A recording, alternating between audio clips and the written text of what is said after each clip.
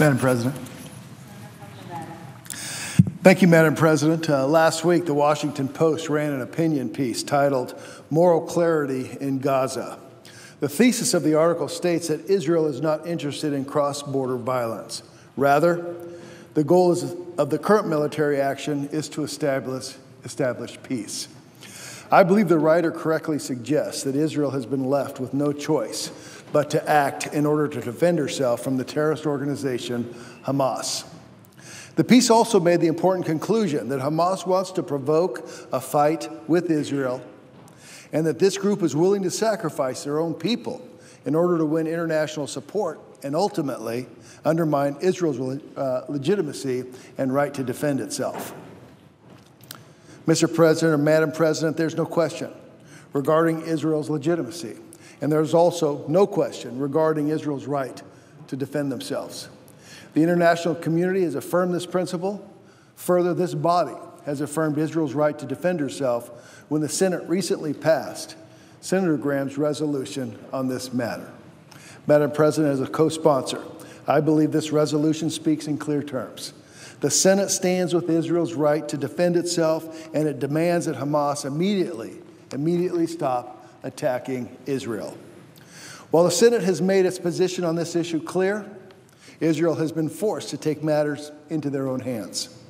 As we speak, the Israeli Defense Forces are engaged in Operation Protective Edge, working to identify and destroy the infrastructure that Hamas has used to execute attacks and move artillery underneath Gaza City. Recent reports have stated that the IDF has destroyed more than 20 tunnels and identified many more as ground troops move from building to building. They are utilizing air, ground, and sea to strike designated targets and provide support as IDF works its way through Gaza City.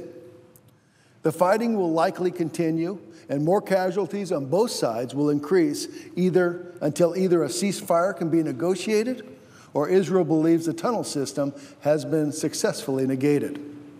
I believe that Israel has been left with no choice but to defend herself. Israel has faced a barrage of rocket attacks from Gaza Strip, and according to Secretary of State Kerry, Hamas has attempted to sedate and kidnap Israelis through the network of tunnels used to stage cross-border raids. Prime Minister Netanyahu cannot tolerate rocket attacks and cannot tolerate kidnappings aimed at Israelis. Their right to defend themselves is without question, but through the process, innocent Palestinians are being killed. This tragic loss of innocent life must not go unnoticed, but we must acknowledge Hamas's role in risking the lives of their own through their own actions. Hamas stores and launches rockets from heavily populated areas. They do this because they know it will draw return fire from Israel, and even if some Palestinians are killed, the coverage aired worldwide will be favorable to Hamas and therefore well worth the loss. Hamas is sacrificing its own to win the media war against Israel. In contrast, in the lead up to military action, Israel dropped thousands of leaflets explaining to Palestinians where they can go to be safe. There is no clearer picture of right versus wrong than Israel fighting to protect its citizens against a terrorist operation operating underground and using Palestinians they live with as human shields. Hamas is a terrorist organization willing to let women and children die if there's a possibility it advances international sympathy for them and underscores Israel in any way.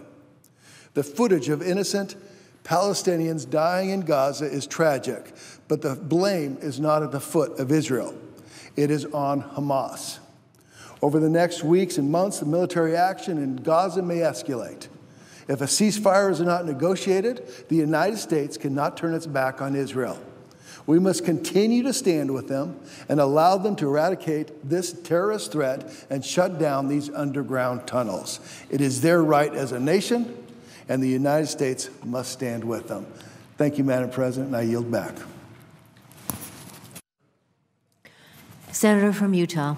Madam President, I want to compliment the distinguished senator from Nevada for his very cogent remarks. They're true, and I appreciate his leadership on this matter.